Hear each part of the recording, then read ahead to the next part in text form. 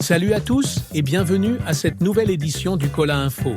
On débute aujourd'hui avec Manchester United qui semble prêt à frapper un grand coup sur le marché des transferts en ciblant Bryan Mbeumo de Brentford. L'attaquant camerounais de 25 ans, auteur jusqu'ici d'une saison exceptionnelle avec 13 buts en 20 matchs de Premier League, a attiré l'attention des plus grands clubs anglais. Les Red Devils seraient disposés à débourser 50 millions d'euros, environ 41,5 millions de livres sterling, pour s'attacher les services de Mbeumo dès ce mois de janvier. Cette offre potentielle témoigne de l'urgence de United à renforcer son attaque, l'équipe n'ayant marqué que 23 buts en 20 matchs de championnat cette saison. Ruben Amorim, le manager de United, pourrait voir en Mbeumo une solution aux problèmes offensifs de son équipe. Sa polyvalence lui permettrait de jouer soit comme avant-centre, soit comme ailier dans le système 3-4-3 d'Amorim. Cependant, l'opération s'annonce complexe. Brentford considère Mbeumo comme irremplaçable et pourrait être réticent à le laisser partir en milieu de saison. De plus, d'autres clubs comme Arsenal, Liverpool, Chelsea, Tottenham et Newcastle sont également sur le dossier.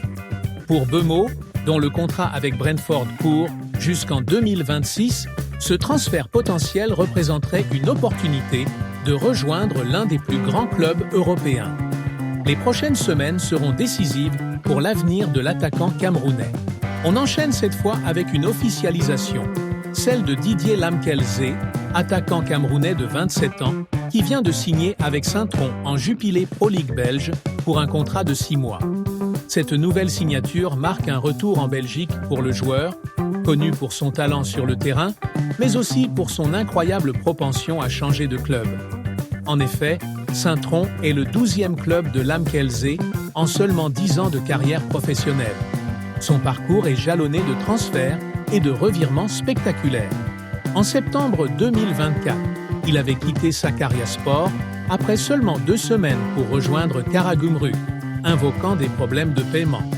Lamkelzee a même réussi l'exploit d'être transféré 2 fois au FC Metz et 3 fois au Royal Antwerp. Son arrivée à Saint-Tron n'a pas manqué de faire parler, puisqu'il s'est présenté avec un sac de l'Antwerp, rappelant l'épisode où il était venu à l'entraînement d'Anvers avec un maillot d'Anderlecht pour forcer son départ.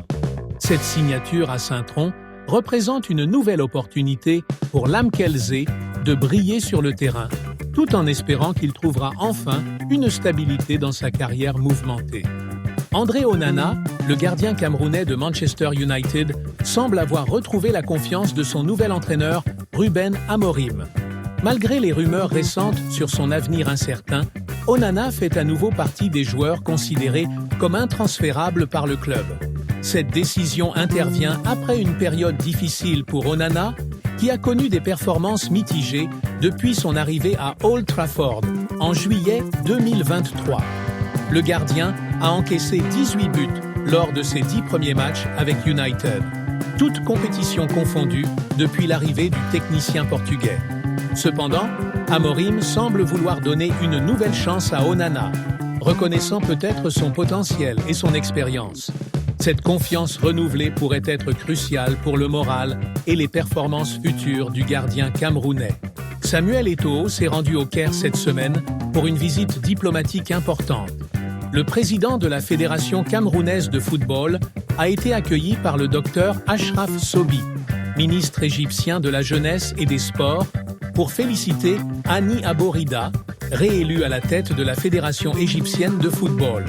Cette rencontre intervient dans un contexte crucial, alors qu'Eto'o est candidat au comité exécutif de la CAF et attend un verdict dans l'affaire de matchs prétendument truqués.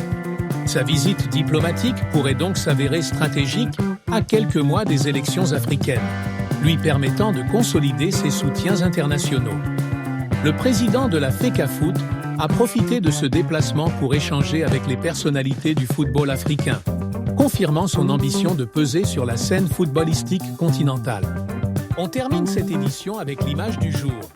Nuhu Tolo, qui se remet en forme, et à demain pour une nouvelle édition du Cola Info.